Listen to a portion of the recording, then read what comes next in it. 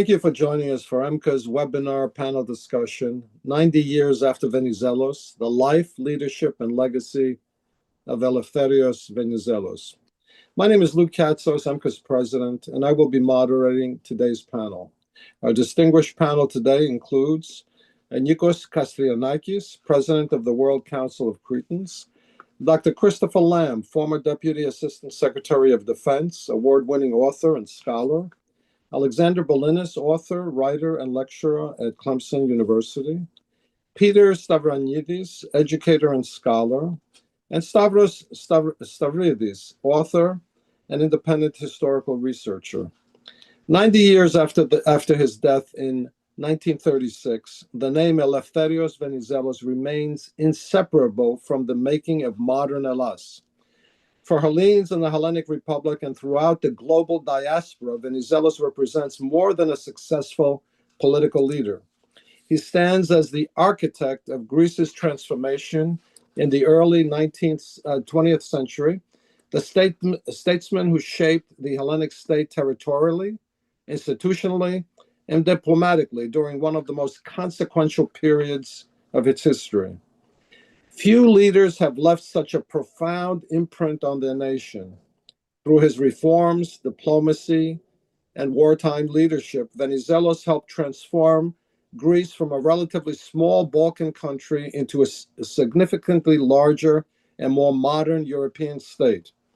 For this reason, many historians consider him the most influential Hellenic political figure since the establishment of the modern Greek state in the 19th century.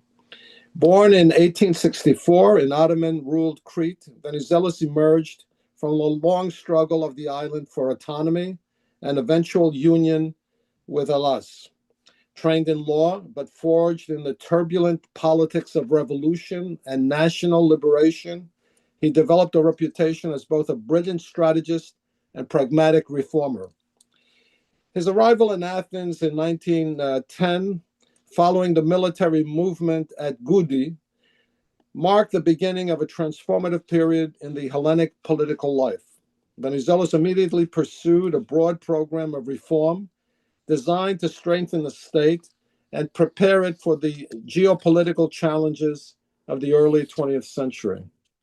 The constitutional reform or revision of 1911, combined with sweeping administrative modernization, military reorganization, and social reform, laid the foundations for a stronger and more capable Greece. The results of these reforms soon became evident during the Balkan Wars of 1912-1913, and through a combination of strategic alliances, military preparedness, and diplomatic skill, Venizelos guided the nation through a conflict that nearly doubled the nation's territory and population. Macedonia, Epirus, Crete, and much of the Aegean island world were incorporated into the Hellenic state, transforming the geopolitical and demographic reality of the country. These territorial changes reshaped the destiny of millions of Hellenes and helped define the modern Greek nation.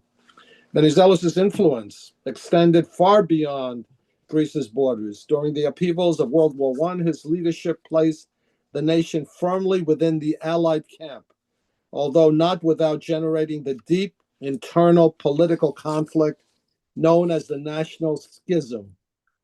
At the Paris Peace Conference of 1919, Venizelos stood at the height of his international stature, widely respected among Allied leaders for his diplomatic skill and political vision. He secured important territorial gains for Greece in Thrace and the Smyrna region of Asia Minor, placing Greece at the center of post-war European diplomacy.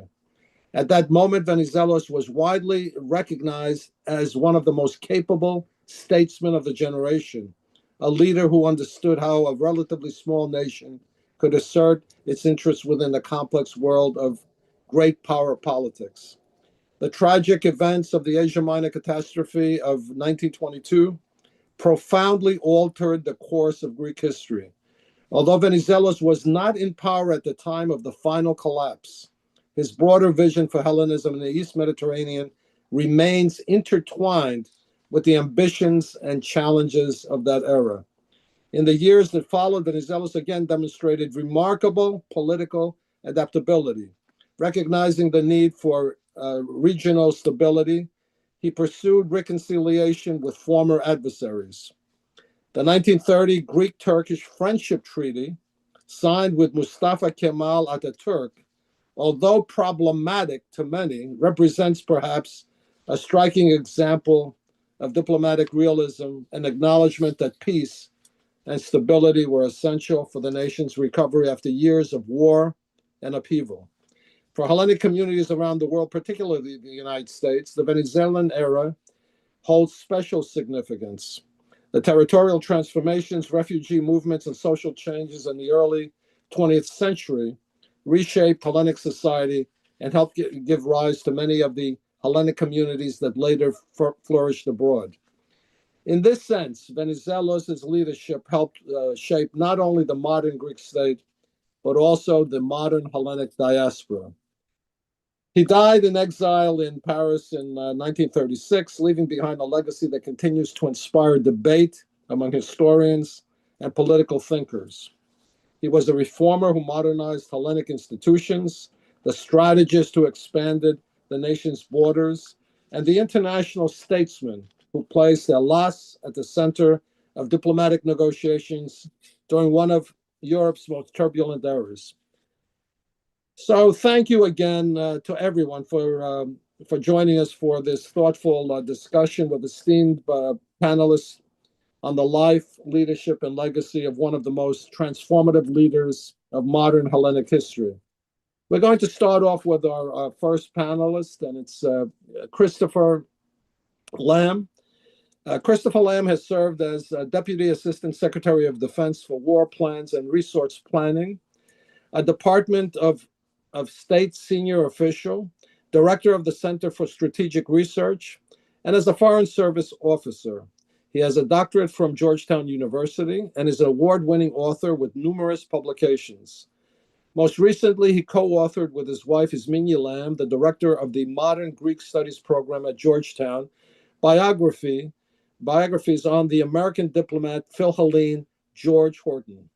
The biographies, now available in both English and Greek, are based on 10 years of research and previously unavailable primary sources. The biographies explains Horton's true account of the Asia Minor catastrophe and correct a great deal of misleading or outright false historiography. Welcome, Chris, and thank you for being with us today.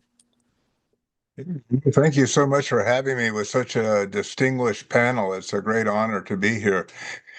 I want to say up front, I'm not an expert on Prime Minister Venizelos. However, as Lou mentioned, my wife and I did spend 10 years researching the life of George Horton, an American diplomat who served in the Ottoman Empire before, during, and after World War I, and he chronicled the Asia Minor catastrophe. And based on that research, I hope to offer some insights this afternoon that will help put the Venizelos contributions, historic contributions, in proper perspective. My underlying thesis today is that general histories are only as good as the detailed case studies they depend upon. So if you want to understand the Asia Minor conflict or the Venizelos impact on history, you have to get the more detailed studies that support them right. And now let me give you an example of what I mean. There's a recent book that many of you are familiar with from Harvard University Press called The 30-Year Genocide. I believe it's the single best history of the Asia Minor conflict. It's based on incredible primary documentation from all the belligerents, and it's an amazing piece of scholarship. However, it gets one thing wrong. It described the 1919 landing of Greek forces in Smyrna as an invasion. One of the co-authors of the book said this in an interview, quote, "The Greek army marched through the streets of Smyrna, but hatred and passions were so intense that the parade turned into a street fight. The incidents in Smyrna demonstrated that Greece was incapable of ensuring order." Now, That is factually wrong. That is not what happened in Smyrna. Greek forces were ambushed by Turks. Allied commanders knew in advance there would be trouble, but refused to conduct joint patrols with the Greeks. And in fact, the Greeks did restore order, and they restored it alone and quickly. George Horton reported all this to the Department of State at the time, but modern histories consistently get this incident in Smyrna wrong, as did the authors of the 30-year genocide. As we point out in the biography on Horton, people can learn more from a short 1919 description of the event in the New York Times than they can from most modern histories. Here's what the New York Times said at the time, and I'm quoting.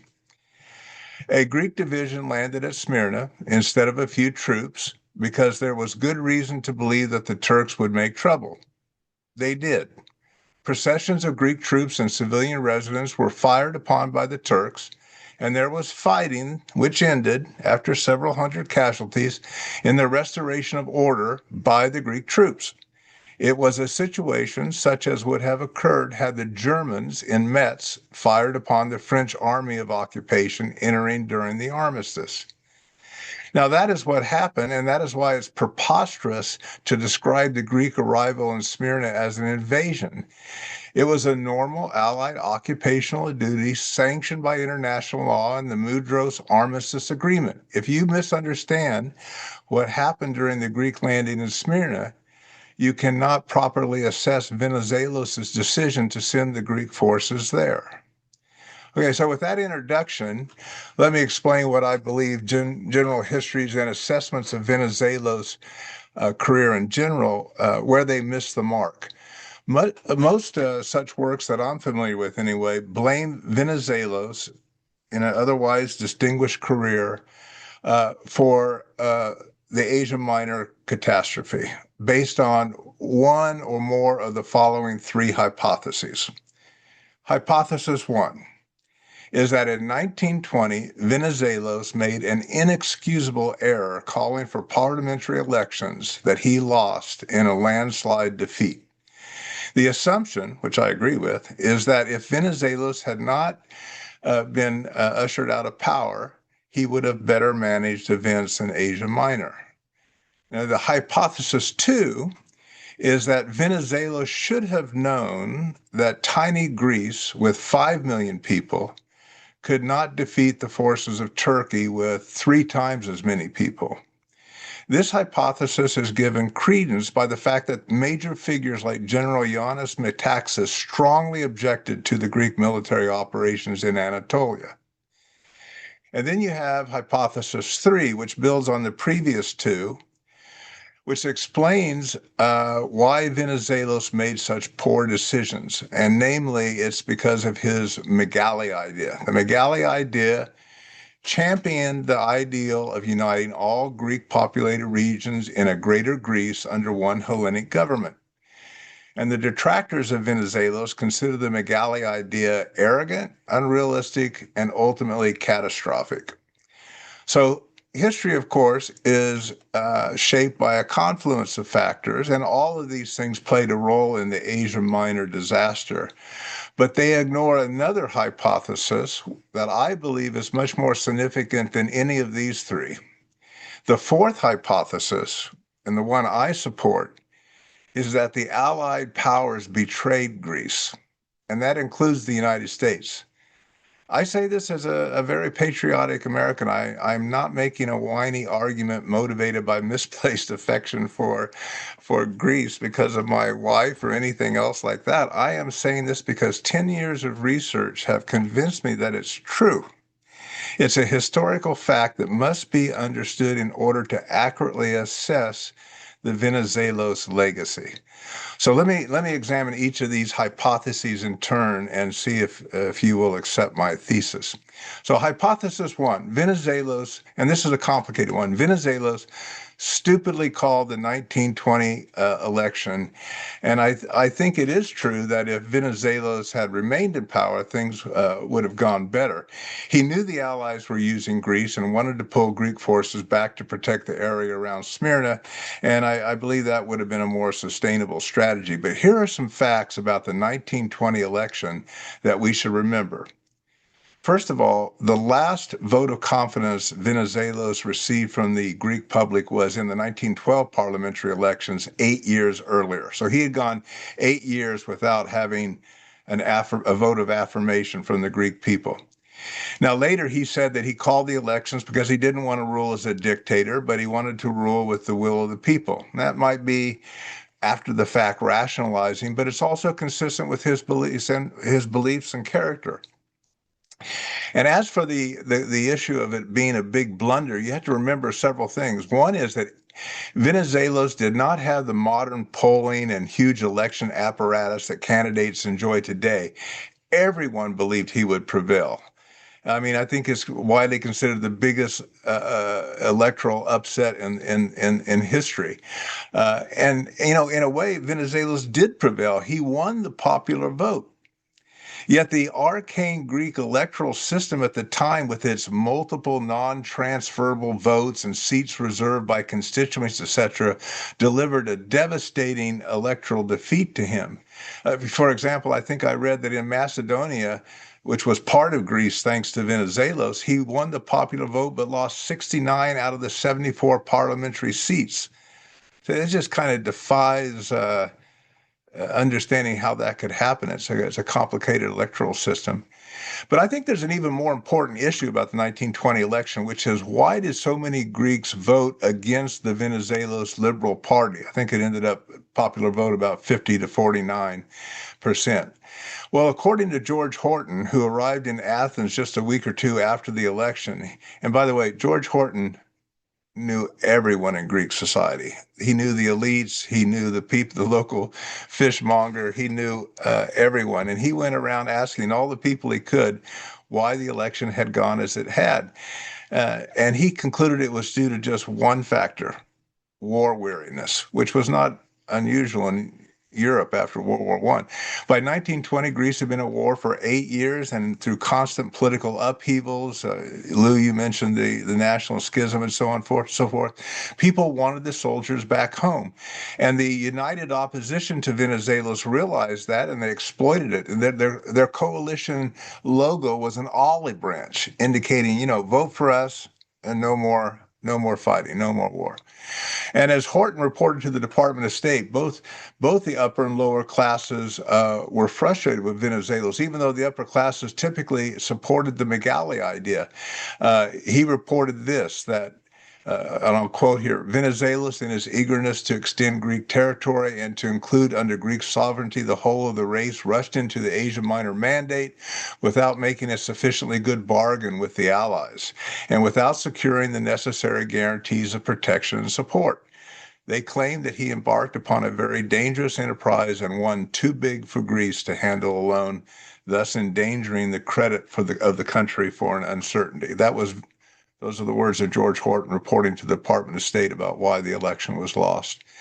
So the Greek public, my point is, the Greek public, elite and the popular man on the street, were tired of being exploited by the Allies and used to do Allied bidding without allowing Greece to occupy Constantinople or to give them any territorial concessions, or enough of them.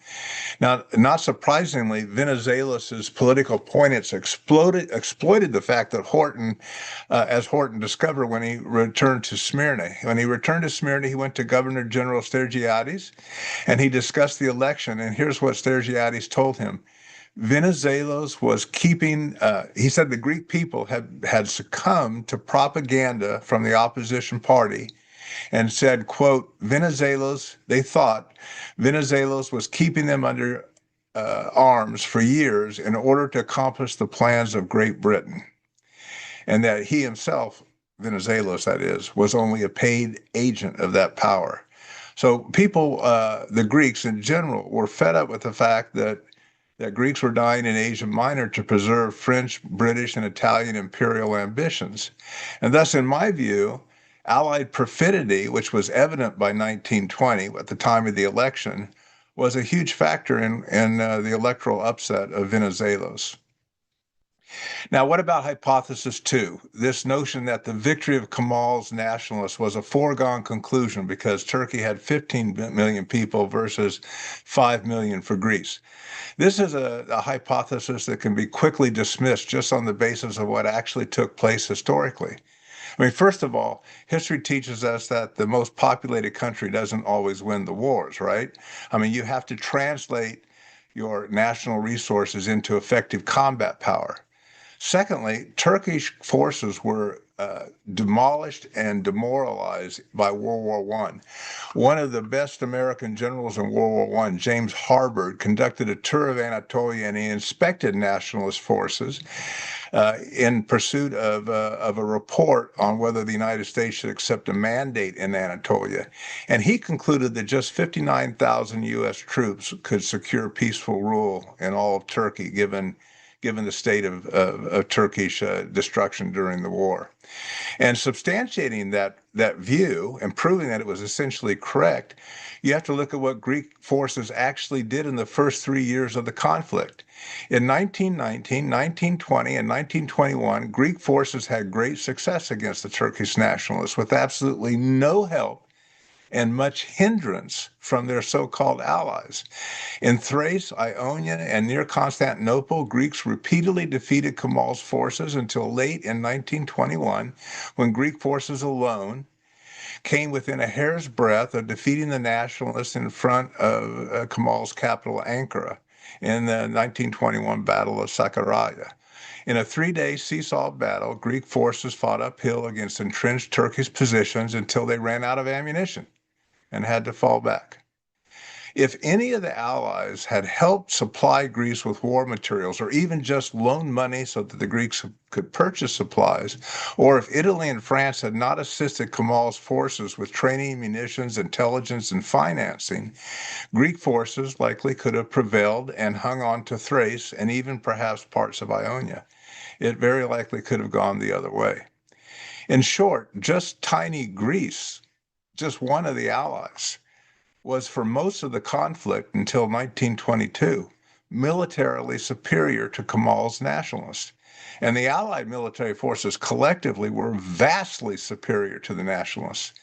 Thus, it was Allied disunity, not Greek insufficiency, that doomed the Allied effort in Turkey. Put more starkly, Greece lost because the Allies betrayed Greece, not because of the size of the Greek population. Okay, then there's hypothesis three, that the arrogant Greek megali idea and Greek hubris was the problem. Now, when you assess the megali idea, we have to recall some World War I context. It was very natural at that time to support irredentist aspirations, and those aspirations by many different groups of people, Greeks included, shaped Europe after World War I. It was the Greeks that were captive in others besides the Greeks who were captives in the German, Ottoman, and Austro-Hungarian empires, yearned to breathe free, and many of them ended up securing their own political rights. The World War I allies promised during the war to dismantle and punish the German Empire, the Austro-Hungarian Empire, and the Ottoman Empire, and they did it. Germany lost 13% of its European territory and about 12% of its population after borders shifted. Austro-Hungary lost 70% of its territory and 64% of its population as its subject peoples were given self-determination. The Ottoman Empire lost roughly 83% of its European territory before World War I even ended, and much more in the Treaty of Sèvres, with captive peoples again being given self-determination. So, as one of the victorious Allied powers, Greece hoped to benefit a little bit from these territorial changes as well. It's completely natural. I don't find anything odd, arrogant, immoral, or unrealistic about that idea. In fact, the megali idea was almost realized in the Treaty of Sèvres. So it wasn't so unrealistic that Venizelos wasn't able to cobble it into the Treaty of Sevres. So a final point I would make about the Megali idea is that Turkey deserved to lose the Ionian territory to Greece because of the horrendous way it treated Greek Ottomans both before, during, and after World War One. Greeks in the Ottoman Empire preferred to live under Greek government, and it's very clear why. The Ottoman Turks terrorized and slaughtered Ionian Greeks before World War One, as George Horton reported from his post in Smyrna. They used them as cannon fodder in labor battalions during the war, again, as George Horton reported from Smyrna during World War One, when the United States was still neutral. And even after the Mudros armistice continued, after the armistice was signed, Turkish irregular forces and Kemal's forces continued attacking Greek Christian enclaves in Ionia, as again George Horton reported. And eventually they conducted genocide against all Greeks and all the other Christians. In short, it was Allied disunity, not Greek hubris or the Megali idea, that doomed the Allied effort in Turkey. So that leads me to my fourth hypothesis, which by now you will understand, is the controlling factor in my estimation that helps explain the debacle in Asia Minor, and that was the Allied betrayal of Greece. The Asia Minor catastrophe was not inevitable. It was not a function of Venizelos' arrogance or short-sightedness. The Ottomans and later Kemal's nationalists were determined to eliminate Turkey's Christian minorities and take as much territory as they could. The only question is whether the Allies had the will to stop them. It was a close-run thing, which is what makes it so tragic. But it didn't have to turn out that way. The Allied military forces were vastly superior to the nationalists, but the Allies betrayed their stated World War I goals and Greece. Their disunity was manifest even before Greek forces landed in Smyrna. First Italy, and then France, and eventually Britain and the United States betrayed Greece to give priority to their own perceived interests, and with wretched results. The victorious World War I Allied powers not only abandoned and betrayed their ally Greece, they left their fellow Christian co-religionists to suffer unbelievable horror and slaughter. Worse still, they rewarded Turkey for these outrages with territorial concessions and treaties of commerce and friendship. And I'm going to tell you, the world is a sadder and more dangerous place today because of that perfidy. And we can discuss that in maybe in Q&A, what the reverberating effects down through history are. So I'll just conclude my comments by saying Venizelos was the greatest statesman I think that Greece has produced, as Lou indicated in his opening comments. He worked miracles. He also made mistakes, like every human and like every statesman. You could argue he was a better statesman than a politician, but that is not saying much in my book. And when it comes to assigning blame for the Asia Minor conflict, it should be assigned to the factor with the greatest weight in explaining historical events, which, in my estimation, was Allied disunity, not betrayal, and certainly not the ineptitude of Prime Minister Venizelos. I'll just close by noting that Horton rightly predicted early on that Allied disunity would doom the Allied post-war effort in Turkey, and that Greece would be made the scapegoat. And when that happened, he wrote his history and explained the culpability of the Allies. That's what the whole point of the Blight of Asia book that Horton wrote was all about. And I don't think we can have an accurate depiction of the life and legacy of Prime Minister Eleftherios Venizelos until Horton's truths are better and more widely appreciated. So that's my contribution for the conversation today, and I thank you for your kind attention. Chris, thank you so much for that. Very enlightening, very, very interesting. Very interesting. Our next panelist is Alexander Billinis. He is a lecturer at Clemson University's Honors College and Political Science Department.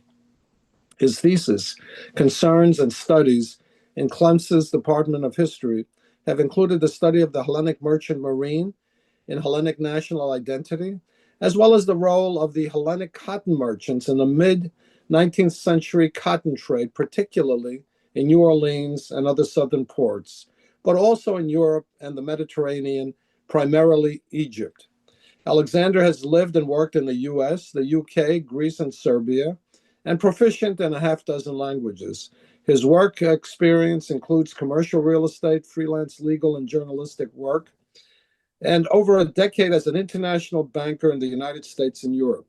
He is a licensed attorney and a prolific writer, journalist on Hellenic Balkan topics and issues, lectures widely on the legacy of Byzantium, and is a director also of EMBCA. He is the author of two well-known books, The Eagle Has Two Faces, Journeys Through Byzantine Europe, and Hidden Mosaics, an Aegean Tale. Welcome, Alexander, and thank you for being with us today. Lou, it's always great to be here. I was absolutely enthralled by Christopher's lecture and discussion. Some of the information I knew, other parts I didn't, and I'm grateful to that. It's very difficult to follow in those footsteps, so I'm going to ask for the assistance of PowerPoint. So if Costa can put up the PowerPoint presentation, we'll walk through my discussion on Prime Minister Venizelos. So I'll start by letting the pictures tell some of the story.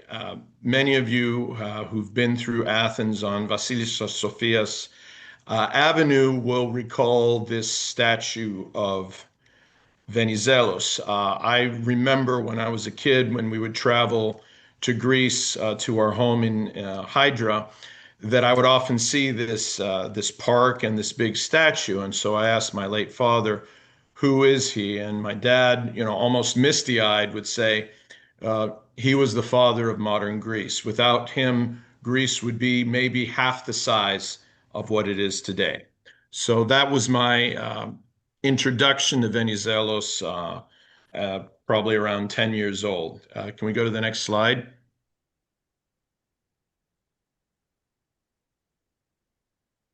Sorry, it's just walking through. There we go. So a couple of personal comments. I already started with the whole question of the huge statue in Athens. When we lived in Athens, my wife would always be confused by all the Eleftherios Venizelos streets. Now, navigating Athens is not easy even for natives of Athens, but everywhere there was a Eleftherios Venizelos street. But she knew Venizelos. She's originally from Serbia because one of the major arteries in Belgrade is Venizelos Street. And my father recalls that his father took him to a speech by Venizelos, and my father kissed his hand as a child, probably around the same age as I was when I was first introduced to the story of Venizelos. So his presence has been in my family from a very, for me, from a very young age. And I'd also say that, while I'm not an expert, certainly the legacy of Venizelos, particularly in the Balkan Wars, is something that I've spent a fair amount of time on to be comfortable with. If we can go to the next slide. So as Lou indicated earlier, he was born in Ottoman Crete, but he was raised in industrial commercial Syros. Now, in the course of my work on the Chiot cotton merchants, I've uncovered a lot of information about the important global commercial, financial, and cultural role of Syros. Most people don't know, but in the mid-19th century, Syros was the largest shipbuilder in the Mediterranean. And at the time, Athens was a small growing village. This was by far the most cosmopolitan place in Greece, the island of Syros. And Venizelos, as a very, intelligent youngster and young man, could not help but have been influenced by the cosmopolitanness of Syros, which of course he balanced with the guerrilla ethos of Mountain Crete and the yearnings for freedom of the Cretans. And let's face it, nobody does it like the Cretans. I mean, if we look at the number of revolutions the Cretans had to join, had done to join the Greek motherland. I mean, between 1821 and Union, there were, well over a half dozen. As Lou also mentioned, Venizelos studied law in Athens. Next slide, please. I bring up this picture for a number of reasons, and those of you who know me will also understand why.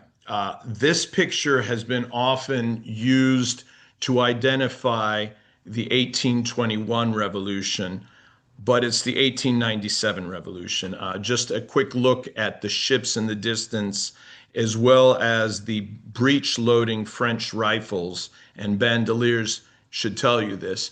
But in any case, Venizelos participated in the 1897 Cretan revolt and in the disastrous Greco-Turkish War of 1897. He helped to negotiate with the Greek powers over Crete's status. And I think, in partial contrast to what Christopher was saying earlier, at least at the time, Greece was not in a position to take on the Ottoman Empire single-handedly. And this evidence showed that challenging the Ottoman Empire without allies would be a disaster. Now, I fully agree that the tables had very much turned 20 years later in terms of the relative power of Greece and Turkey. But at this time, it's very clear that if you're going to take on the Ottoman Empire, you need to have alliances. And in a sense, even when Greece was deeply involved in Ionia, in the invasion of Anatolia, or the liberation, of Anatolia, as Christopher rightly described it, the lack of allies was really the Achilles heel that Greece had, because Greece was going it alone, and its erstwhile allies were supplying the Turkish nationalists. But that discussion's already been talked about. Let's talk about what happened as a result of the Greco-Turkish War of 1897. Next slide. So in 1910, before the full union of Crete with Greece, now the Cretans declared union in 1908, but it really took the Balkan Wars to finish the job of uniting Crete with Greece. He arrived in Athens to form a government. As Lou discussed earlier on, he was a very steady pair of hands. He conducted in very short order massive military reforms. Now, I think it's very important to emphasize that Greece at the time was viewed by the other two Balkan allies, because Montenegro, I mean, obviously Montenegro was the third, but it was far smaller than Serbia and Bulgaria. But Greece was viewed as the weakest link in terms of a Balkan alliance because of the defeat against Turkey. The other thing to remember, and there's been work by several Greek American historians on this subject, is that a huge portion of Greek manpower was in the United States or in Egypt or in the Russian Empire as a result of the absolute collapse of the Greek economy. So Greece was at a disadvantage. And in the short space of 3 years, the Greek military went through crucial technological upgrades. And again, I'm going to bring in a hat tip to those of us in the diaspora, because it was the diaspora that helped to create the subscription that gave us the Averof, which we see here, which is now a museum ship. This battle cruiser changed the complete calculus of the fight against the Turks. It turned the Aegean Sea into a Greek lake.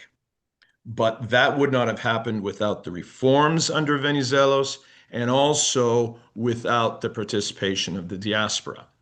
Now, on the diplomatic and statesman side, as Christopher indicated, Venizelos was the consummate statesman and diplomat. So he was the architect of the Greco-Bulgarian alliance.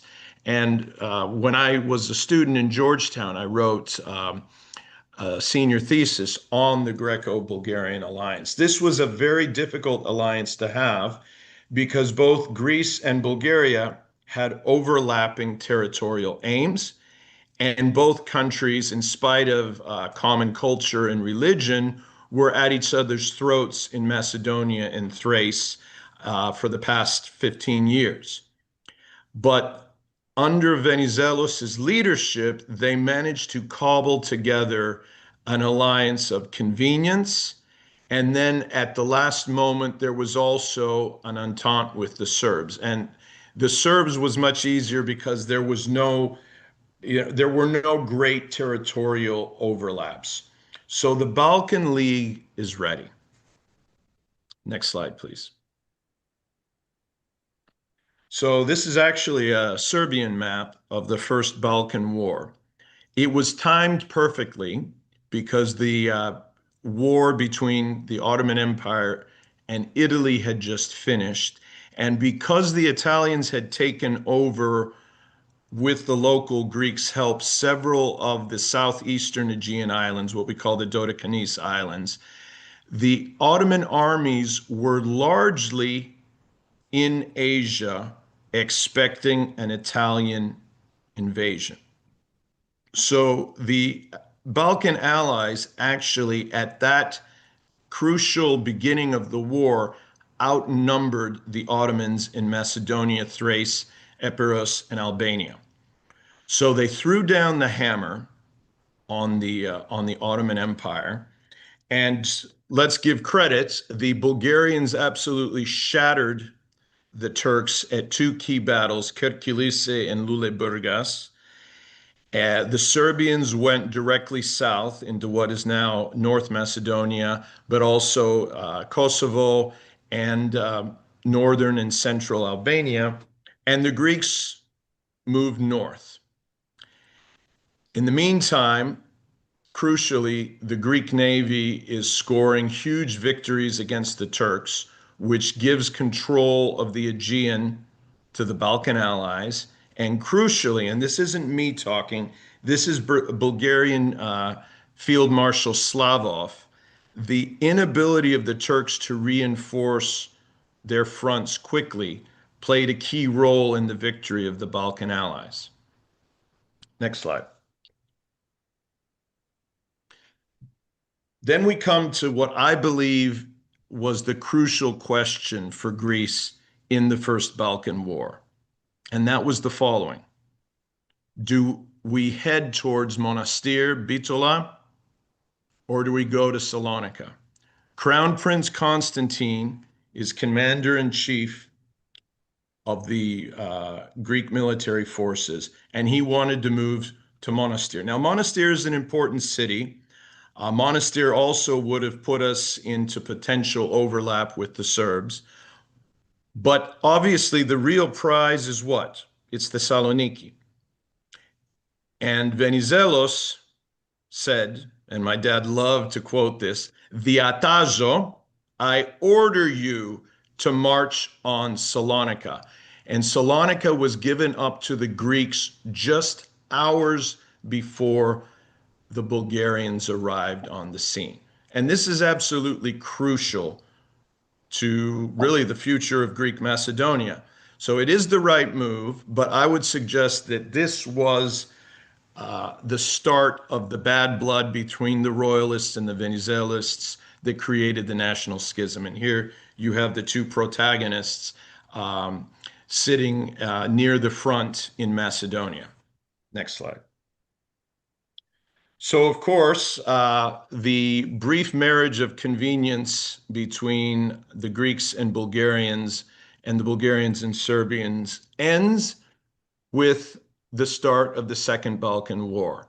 And here, once again, Venizelos' ability to to play the diplomatic cards worked perfectly because a very quick alliance with Serbia was drawn up just in time for the Bulgarians to attack the Greeks and the Serbs.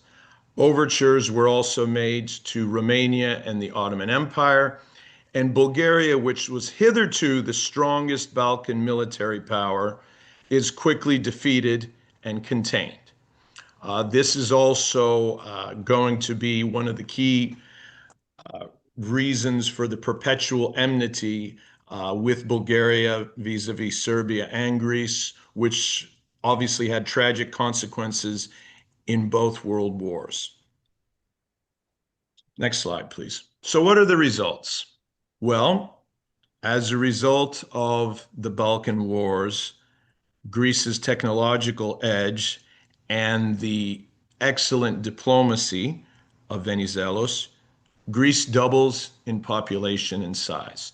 So the foundations of Greek Macedonia were laid during the Balkan Wars, as well as of Thrace, and changing the Aegean from a space that was divided between Turks and Greeks to a Greek lake. We have a revanchist Bulgaria and Turkey. Italy is now Greece's key frenemy, because the Italians were against Greek and Serbian aims in Albania and would emerge as one of the key supporters of Kemalist Turkey. And then we have, of course, the perpetual Greek orientation issue. Is Greece going to be with the Western Allies or with the Central Powers? And that would become the one of the key issues in the national schism. This is also the key point in the Athens-Belgrade axis. And actually, when the Bulgarians attacked Serbia during World War I, Venizelos wanted to join with the Allies and to support the Serbian allies in particular, saying that Greece is too small of a country to commit such an infamy as not to go in to assist the Serbs. As a result of the Balkan Wars, the persecution of Greeks in Asia Minor moves towards genocide. And as a matter of fact, cities such as Phocaea in Asia Minor, within sight of Chios, are basically destroyed, and war is on the way. So this really constitutes my discussion of Venizelos, his role in doubling the size of Greece, and to give to bring into the discussion the roots of the national schism. Thank you very much. Thank you, Alexander. Our next panelist is Nikos Kastrinakis. He's the president of the World Council of Cretans, and he was born and raised in Chania. He studied programming and analysis in Athens, information systems management at the City University of New York at undergraduate level, and engineering management at Long Island University, CW Post, at postgraduate level. He lives and works in New York, and he has been the president of the Historical Cretan Organization, an association, let's say, Ammonia, of New York, and a member of the board of directors of the Federation of Hellenic Societies of Greater New York. In addition, he has been active in the Pan-Cretan Association of America since 1997, currently holding the position of general supervisor. He has been named partner of the Eleftherios Venizelos National Foundation and is the president of the American branch. With more than 30 years in the software industry, he has served in various leadership positions for multi-billion-dollar Fortune 500 companies. He is now chief of staff and lead trainer of experimental leadership and transformation seminars at Synergy Education. He is married and is the father of 2 children. Welcome, Nikos, and thank you for being with us. Thank you, Lou. I'm really excited and truly honored to be here with all of you, celebrating the 90th anniversary from the passing of Eleftherios Venizelos. And I would like to take the opportunity to congratulate Lou, you personally, but also the East Mediterranean Business Cultural Alliance for bringing that and make possible this webinar. As Lou mentioned before, I have the honor to be the president of the American branch of the National Research Foundation Eleftherios Venizelos, which is what we call in US a presidential library, the Presidential Library for Eleftherios Venizelos. Now, I grew up as a kid in Chania, and of course, the very first interaction, let's say, with the Legacy of Venizelos, for me was first with the stories of my grandfathers. I remember my father's father, telling endless stories about the wars that he fought, under the leadership of Eleftherios Venizelos. And he fought all the wars, from the Balkan War to World War I. He fought at Byzani in Yanina in Epirus, and then he went to the Asia Minor campaign, as they used to say. And always had great respect of Venizelos because exactly of what we heard before, that Venizelos managed with his leadership to almost or double and a little bit more, let's say, the land, the space of Greece, and make Greece actually what we know it today. Now, aside from that, I remember my mom's father saying that when Venizelos passed and they had his funeral in Chania, they actually were cutting, daphnes, which is what in Greece used to honor heroes, the flower of heroes, let's say, for an entire week to honor Eleftherios Venizelos. And even from those early ages, and later on growing up in Chania, I started visiting places that Eleftherios Venizelos acted, lived, fought, in any ways. And from very young age, I started, studying Venizelos and his leadership. And today, in my brief, this presentation, I would like to share very humbly and very briefly with two personal observations I have. The very first observation I have, even though I continue to study Venizelos' work, and with my position as the president of the American branch of the foundation, I even talk a lot about Venizelos. Actually, I'm very glad to see, my friend Dr. Christian Lamp here, that we spoke together in Washington, D.C. Once. And the more I study Venizelos' work, the more I study, his how he actually dealt with situations, the more inspired I become, by his accomplishments, by the way he managed situation, by the way he's conducted in his life, even in his personal life, as a professional lawyer. As you mentioned, he was a profound lawyer when he started, as a politician, and even in his personal life. And I would say that is very interested and particularly relevant, to study and get the learnings from his work and his life, especially today. Let us not forget that Eleftherios Venizelos lived in a period of uncertainty, instability, with many ups and downs.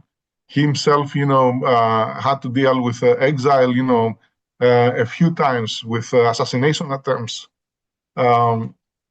And thinking of all this, that brings, a great question, or a great set of questions. And those are, who truly was Eleftherios Venizelos? What were like the timeless, the fundamental core leadership values that really guided him? What was his compass? What his North Star that showed him the way in every major and difficult decision, right, to be on the right side of the history and make the right decisions every time? And at that point, and within this answer, I would like to share my second observation. Even though I study and I learn a lot of, people that they're talking about Venizelos, people that wrote about Venizelos, and trust me, there are very many. Even today, the foundation alone publishes around 15 to 20 publications every year around Venizelos. Besides all the rest that they speak and talk about him, my observation is that no one managed to let's say articulate in any way better who truly Venizelos was than himself. And actually, this happened inside the Greek parliament in 1932, 4 years before he passed. It was Good Thursday to Good Friday, and Alexandros Papanastasiou, the president of the opponent party, political opponent at the time, and former, collaborator with Venizelos, accused him that he is feudalistic.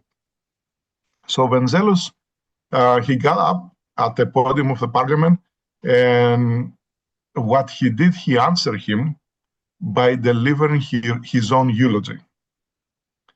And inside there, in that eulogy, one can actually find out who was truly Venizelos. And I would like to show one slide, Lou, if I can share. I hope I can. I don't know if you can see that screen for me. So in that eulogy, he said, my opponents will only gonna say good words about me after my passing. And you, Mr. Papanastasiou, you will be the one that will deliver the best eulogy. And what you will say about me at that point is that the deceased man was a true man with great courage, self-confidence, both for himself and for the people he was called to lead. He may have made mistakes, but he never lost his courage. He was never fatalistic because he never expected from his fate to his country advance, but he put in its service all the fire that was inside him, every mental and physical power he had. In this passage that actually today is the passage that is inscribed on his grave, actually one can tell who truly Venizelos was. And then you can say that, Venizelos was a man of courage. You can say that he had confidence, not only for himself, but also for the people he had to lead. And he trusted. Actually, one thing you can tell that he's saying that to his opponent that was former collaborator. That alone tells a lot that he was managed to trust even people that he was disagreeing with. And then, of course, you can say that he was always doing his best, his very best, without any fatalism, in a very decisively and tirelessly way.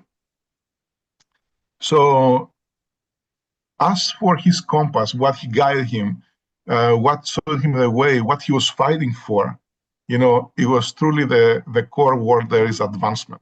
He was fighting for the advancement of himself, the advancement of his people, and the advancement of the country.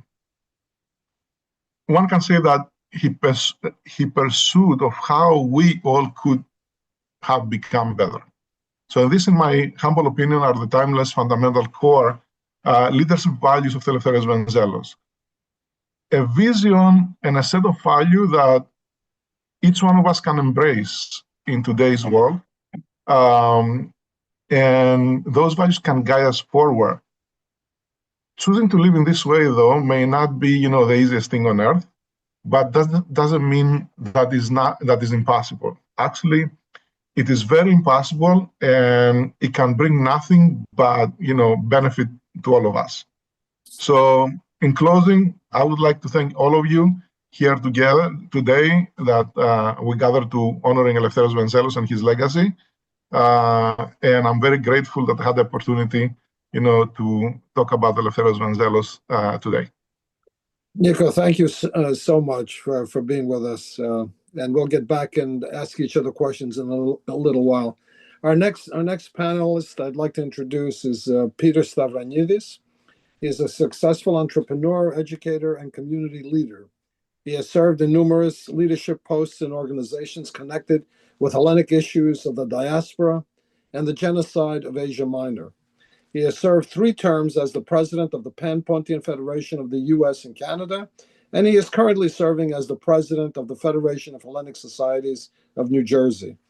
His fields of interest includes the evolution of Greek America, contemporary Hellenic history, and the Asia Minor genocide. Peter occasionally teaches as an adjunct professor in local colleges and universities and has participated in numerous symposia of U.S. and Greece as a lecturer and panelist.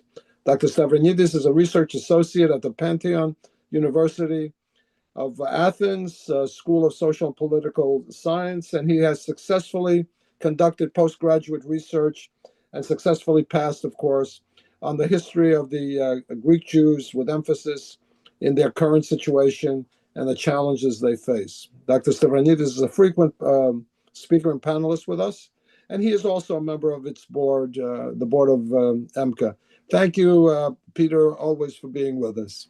Thank you, Lou. And thank you to the distinguished speakers. Very happy to be with you. And I'm looking forward to, if we can go to okay. So these are the 3 words that come in mind when I think of Eleftherios Venizelos: statesman, visionary, and tragic hero. Now there's two personalities, there's 2 figures, 2 men that come to my mind and my heart when I think of contemporary Hellenic history. And those 2 are Kapodistrias and Eleftherios Venizelos. And I've done an extensive research for both. Eleftherios Venizelos, he is a great visionary and advocate of the Megali Idea, architect of modern Greece. And what is the Megali Idea? In a few words, I would say the vision of a greater Greece uniting all Hellenic peoples. And just to show to the people who are attending this meeting, I would like to show this map that gives an idea of the Megali Idea. What makes him different is that he's not just a Greek politician, but he's among the makers of modern Greece. And as it was pointed out before, he was born in 1864 in Crete, at a time when Crete was still under Ottoman rule. But what makes him different, he doesn't come from that inner circle of Athenian politicians. That makes him different, and that gives him the opportunity to have virtues, but also some faults. So we'll discuss it later. When he came to power in 1910, Greece was still recovering from the humiliation of the Greco-Turkish War of 1897, as Christopher mentioned before. And the state was weak, the administration inefficient, and the army unimpressive by European standards. What he did, he reorganized the army and navy. He brought in the foreign military missions, French for the army, British for the navy. He strengthened the discipline, the training, and the preparation. In other words, he helped transform Greece from a vulnerable Balkan kingdom, the weakest link as it was said before, into a more serious military and diplomatic action. That transformation became visible in the Balkan Wars of 1912-1913. The country's territory increased by roughly 68%, and its population rose from about 2.7 million to 4.8 million. This was not an accident. It was the product of a rare alignment between Venizelos and Crown Prince Constantine, later King Constantine I. And for a moment, they were the ideal partnership. Constantine brought glory in battle. Venizelos seized results through political skill. But unfortunately, this harmony did not last. The break came with the outbreak of the First World War in August 1914. Venizelos believed that Greece should side with the Entente powers. He thought in terms of a broader Hellenic nation that includes the Greeks of Asia Minor, Eastern Thrace, and the remaining Greek Orthodox populations of the Ottoman world. On the contrary, on the other side of the aisle, Constantine stands there supported by advisors such as Ioannis Metaxas, who believed that Greece should remain neutral. Metaxas genuinely believed that small Greece should be protected from the disaster of a larger war. This was not a personal quarrel. It was a clash between two different concepts, two different philosophies. Venizelos prioritized the nation, ethnos, while Constantine and his camp prioritized the state, kratos. Venizelos wanted to seize that once-in-a-lifetime opportunity, but Constantine feared the destruction of the gains already won. Both positions had logic, but Venizelos' flaw was that he increasingly treated his opponents not as patriotic men with a different strategy, but as obstacles to history. And the national schism followed in 1915 when Venizelos resigned after clashing with the king over policy, over difference of philosophy. He returned, he resigned again. By September 1916, he established the provisional government of national defense in Thessaloniki. And that's another thing that, in my view, it was wrong. That was one of Venizelos' boldest and most dangerous acts. It showed courage, but also a willingness to break constitutional normality in the name of national necessity.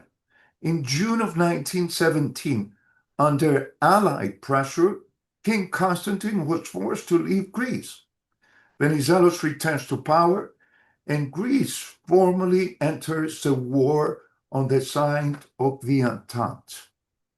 In military terms, this decision did produce results, but the political cost was immense. Greece entered this war not as a united country, but as a deeply divided nation. So we can clearly see, and here we see the other side, Kemal Atatürk a very gifted military man who is also equipped with diplomatic virtues. And here are the Greek troops entering Smyrna. When World War I first ended on November 11th, 1918, Venizelos immediately turned to diplomacy. And that's when, with his charismatic presentations, he manages to convince his allies, especially the British, to enter Ionia, to enter Smyrna. So the Greek troops landed at Smyrna with the Allied authorization. This was a turning point. Venizelos believed that he believed that he was acting with the backing of the victorious powers and within the framework of the post-war settlement. Then came the Treaty of the Serbs, signed on August 10 of 1920. And yet, this triumph contained the seeds of catastrophe. One major problem was that Turkish nationalism under Mustafa Kemal was rising far more rapidly and powerfully than many expected. So we now turn to the question that was brought up before and that has been repeatedly asked. Why did Venizelos hold elections in 1920 in the midst of such a national struggle? And why did he lose so badly? Well, the answer is partly constitutional, as Christopher described, partly political, and partly psychological. Constitutionally, elections were overdue. He could not indefinitely postpone parliamentary legitimacy. Politically, he seems to have believed that his extraordinary diplomatic successes, especially Severus, could secure popular gratitude. But he was wrong. The electorate was exhausted. Greece had been at war, mobilized or under pressure of constant military readiness for almost a decade. Families were tired. So on August 12th of 1920, Venizelos survives an assassination. That was after the Serb Treaty. After, as it was very accurately described before, it was under the Serbs treaty, the accomplishment was close to Megali there, very close. He lost. Unfortunately, he lost. Then comes one of the great reversals of modern Greek history.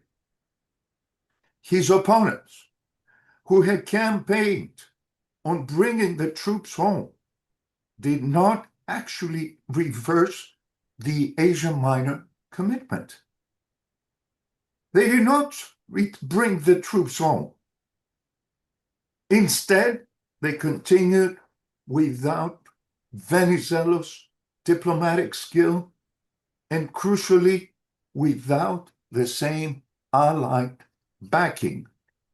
And that's where I differ with some of the previous speakers, that difference mattered enormously. In 1920, the Greek army advances deep into Anatolia. It fought its climactic campaign near the Sakaria or Sagarios River in September of 1921. The Greeks came within roughly 50 miles of Ankara. This is important. The campaign was not really observed from a purely military perspective. It came close, but the supply lines were overstretched, the terrain punishing, and the political diplomatic foundation beneath the operation was weakening. The final disaster came in September 1922. On August 26, actually, of 1922, the Turkish offensive began. The Greek front collapses, and by September 9th of the same year, the Turkish forces entered Smyrna. The destruction of the city, the slaughter, and the refugee catastrophe brought an end not only to the campaign, but also to near a century of expansionist hopes. This was the Asia Minor catastrophe. It is impossible to discuss Venizelos honestly without acknowledging that he bears a share of responsibility. He did not cause every later mistake, but he created the framework, accepted the landing at Smyrna, and placed Greece in an arena of enormous danger. He believed Allied backing a Greek military force could shape events. On that point, history proved merciless. And I'm going to stop here and looking forward to continue the conversation with my distinguished colleagues. Thank you for your attention. Thank you, Peter, for that. I'm not sure. I mean, we'll get back to it. I'm not sure what kind of allied backing he had. As Chris indicated, the French, etc., were not necessarily, with them. The Russians were supplying, even though obviously you had communism taking place, but the Russians were supplying. If he had stayed, the possibilities. Listen, Peter. Of course, we'll get back to it. Okay, I'm not even sure that World War I ended when you said that it ended. Quite frankly, because everybody said, "Okay, the war is over," but meanwhile, the war was not over. The Ottomans had not signed up. Okay, the Ottomans had not signed up. We'll get back to this in a second. I think that. I'm not going to go into it, but I had to stop because of time. There was no Allied backing. There was no Allied backing. I had to stop because of time. They tricked the Greeks to go into that area. And he lost, in my opinion, because they didn't want the Italians there. He lost the Eastern Thrace. That was the worst mistake. We will get back to that. We even discussed it. We will get back to that. I've become very emotional. It's okay. It's always great to have emotions in these particular things, but there's always different ways to look at these things, and they're not exactly the way they're portrayed in books, by the way. So our next speaker is Stavros Stavridis. He was born in Cairo, Egypt, and came with his parents to Australia.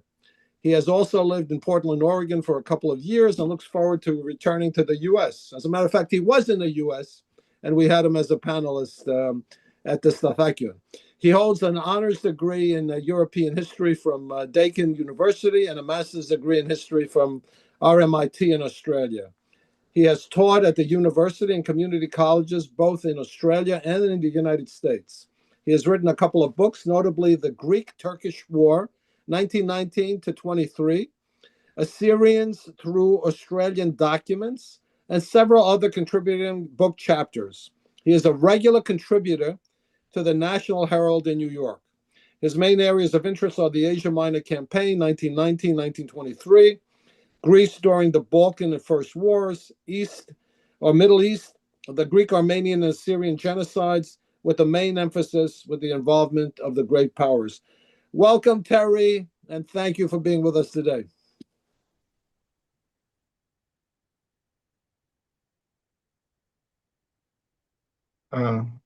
Maybe you would like to unmute first? Yep, I've done that. Yep. Good morning, fellow panelists and Lou. It's 6:19 a.m. Melbourne, Monday morning here, March 16th. I got up at 4 a.m. Our local time, so I got a bit excited. I went to bed early last night to be able to to be able to function. Now, where does one start with this great Eleftherios Venizelos? As a human being, no one is perfect. He had his triumphs and he had his losses. Now, my area of focus of this man starts from the Balkan Wars right through to 1922-23. Now, I'm not going to give you a lecture of the whole period. I'm just going to focus on a couple of areas that I think are my prime areas of interest. The First World War is one area that I have great interest in because also it involves Australia's involvement at Gallipoli. Now, in early 1915, Eleftherios Venizelos wrote 3 memoranda and presented them to the king in the hope that Greece would join the Entente. And also, too, he was actually egged on by the British Foreign Secretary, Lord Grey, Sir Edward Grey. And initially, the king sort of thought about it and said, I'll let you know. So the king discussed this with the general staff, and they came against it because one of the things that needs to be remembered that a lot of the Greek general staff had been trained in Germany, and the king, King Constantine, his brother-in-law was the Kaiser, and Queen Sophia was the sister of the Kaiser. So you had all of a sudden these dynastic links in Europe. So finally the king said, no, I want to maintain neutrality. And in March of 1915, Eleftherios Venizelos resigned as Prime Minister. But at this stage, I will say something from an Australian perspective. At that stage, Greece had even offered to its troops and navy to the Brits for the future Gallipoli campaign. And at that stage, if the British if the king had have accepted that, I think Australia may not have gone to Gallipoli in April 1915. And fast forward in September, October 1915, Venizelos allowed British troops, Anglo-French troops, to land in Salonika, which opened up then the Salonika front. When the king found out about that, he dismissed him as Prime Minister again. Now, the one thing that led to the provisional government in 1916, from September 1916 until the middle of June 1917, was when the king allowed a combined Bulgarian-Germanic force to occupy Fort Rupel. And Venizelos thought that as an act of betrayal. And that's what, in many ways, forced him to act to establish a rival government in Greece. So at that time, Greece had 2 governments, one in Athens under the king and one in Salonika. Now, in the interim period, up until December 1916, the Anglo-French were trying to encourage King Constantine to try to join the Entente, but the king kept sort of vacillating on that.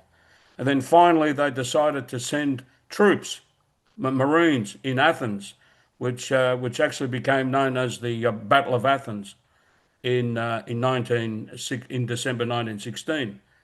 And in that skirmish, a number of French troops and British were killed and wounded. But the French elephant never forgot that. And that's one of the things that I will come to later on in 1920. So now the Brits were trying to find a way to try and bring Venizelos and Constantine together, whereas the French really wanted Constantine out of the way. So in May of 1917, the French and British had a conference, and they decided that King Constantine had to go. And so the deal was that Britain would withdraw two divisions from the Middle Eastern front to the Western front, and then the French will then depose King Constantine. And so Jonard the French envoy went to Athens in June of 1917 and told Constantine, if you don't abdicate, well, we'll blow you out. And so in the end, Constantine went into exile. And of course, a lot of the royalist politicians that were very close to Constantine were interned and then sent off into exile in Corsica during the First World War. So within a couple of weeks, Venizelos unites Greece, and then Greece enters the war. And of course, the Greek troops played a very, very important role in the victory in the Balkans, along with their Anglo-French allies. And that led to the capitulation of Bulgaria in September 1918. And then eventually we have the armistice of Mudros on October 30th, 1918. And then, of course, November 11th, 1918 was the end of the First World War. Now Venizelos, in late December 1918, he wrote this long memorandum, which he used as the basis of his Greek territorial claims at Paris. And I can assure you, I've looked at the British Foreign Office documents, which is the 608 series, which is a couple hundred volumes, and there is an enormous amount of material there on Greece and Turkey. I've got some of them in my possession. There are others that are not in my area of research, and I've used a lot of those, in my area that I write for the National Herald, and articles that I've written academic-wise as well. Now, when Venizelos actually presented the Greek territorial claims in 1919, in February 3rd and 4th in Paris, he created a very good impression. In fact, one British journalist, whose name I just escapes me at the moment, called him a firmament in the heavens. He was this bright star.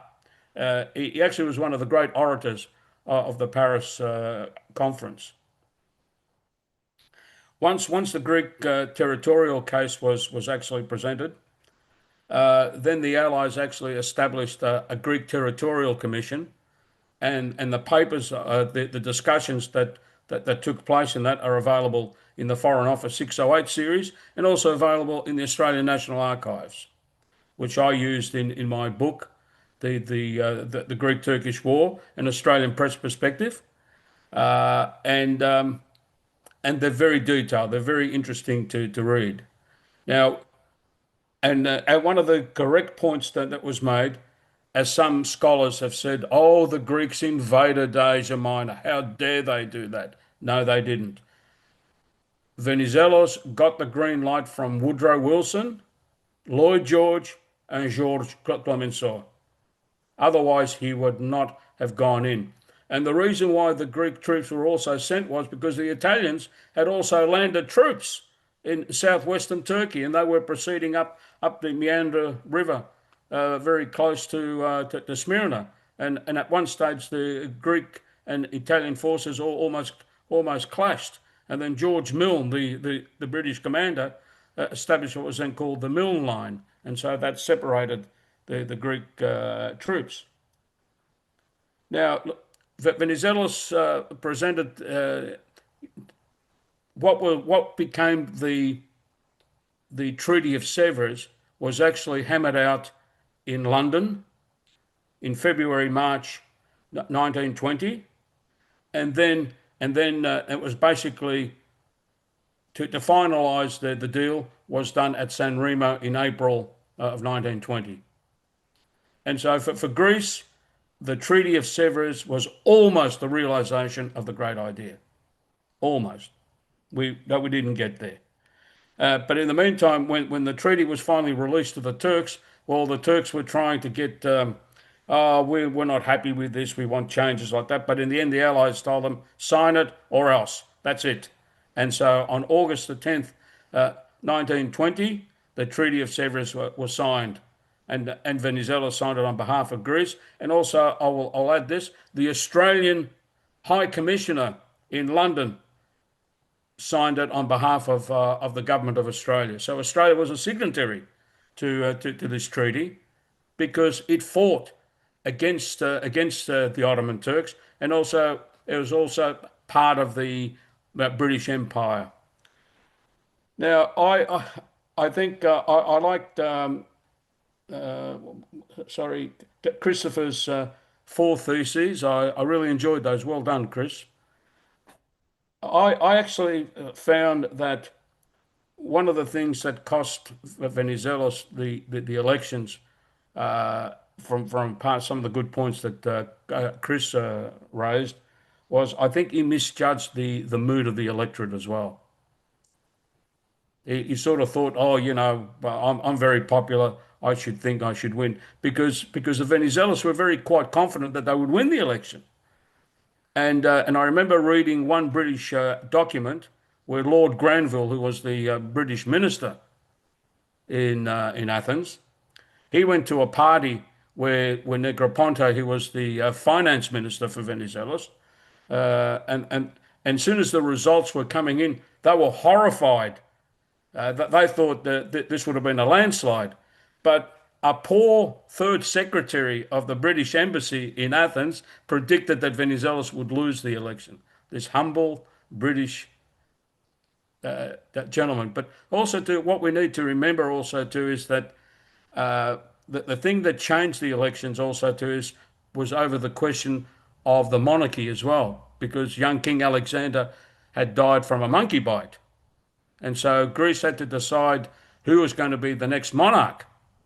And of course, when the royalists won, what do? They go and hold a plebiscite to ask the Greek people, do you want Constantine to return? Now, the Venizelos abstained, and the king did come back. And then once the king came back, well, then our so-called allied friends said, well, we're not going to support the Greece anymore. And of course, you remember I made mention of the French elephant? Well, the French were very vociferous in saying, well, if this is the case, we need to now open up negotiations with the Turks. We need to modify the Treaty of Sèvres, because the treaty was never ratified. Greece may have ratified it, but the Allies said no. And then, of course, Greece was basically cut loose. Greece was isolated. Finance was cut. Munitions was cut. And then after that, Greece was left to fend for itself in Asia Minor. Now, I'm not going to go into the events of September 1922, because that was really catastrophic. And of course, when we see the images of Smyrna burning, my heart cries. To see tens of thousands of people on that quay trying to flee. The savagery of the Kemalist. Now, in Athens, there was a fall of government. The royalists were deposed by a revolutionary committee. Now, the revolutionary committee wasn't well liked by the Allies.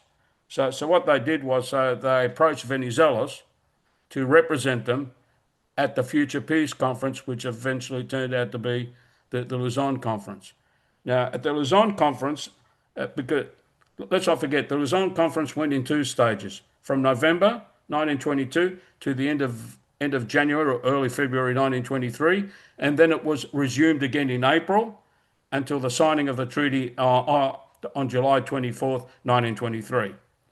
Now, in the first phase, the two issues that were important for Greece was the exchange of populations and the future of the Patriarchate in Istanbul or Constantinople. Now, in the final treaty, the future of the Patriarch was never mentioned. It was sort of combined somewhere in the minorities treaties from Articles 37 to 44 or 45. And of course, we got the exchange of populations agreement, which was based on religion. Now, in the second phase, the one issue that almost brought Greece and Turkey to to a war situation was over the issue of reparations. Ismet Pasha, the prime Turkish delegate, he kept saying, well, you need to pay us something. You damaged my country. You need to do this and do that. But Venizelos kept saying, Vre, Ismet, you have to, we are a poor country. You know, we've got this massive refugee problem. How do you think I can't even take care of my own people? How can I pay you? So in the end, but he kept insisting. So Venizelos said, well, if you keep insisting, well, this is a casus belli. And Venizelos with the foreign minister Alexandris, they were prepared to abort the conference, and the Greek army in Western Thrace was ready to march. Well, when the Brits and the French started to see all this, they said, "Uh-oh, we don't want another war on our hands." So in the end, finally, Venizelos was able to offer some territory around Karagach in Adrianople. That satisfied the Turks, and then that led to the signing of the Treaty of Lausanne 2 months later. So that's my contribution to the great man, and I've enjoyed all the other presentations as well. Thank you very much. Thank you so much. We'll open it up right now. You guys can unmute, and we'll just have a general discussion. I will say, quite frankly, that this has been very, very interesting. He was, in fact, a great man, and in fact, the British did, the British and the Western Allies, let's say, to get Greece to enter World War I, was also to have Greece have union with Cyprus. Is that correct, Terry? Yes, sir. During During October 1950. During that interim, they were willing to give up Cyprus to Greece for them to join, and then the British reneged. The British reneged after Greece entered World War I because they said you had your opportunity, you didn't take it. Correct, or am I wrong? Well, let me just answer you very quickly on that. Yeah. In October 1915, when Venizelos was out of office, it was offered to Greece. And the Brits said, "You join us, it's yours." Yes. But the king decided, and his cabinet, no. So we lost that opportunity.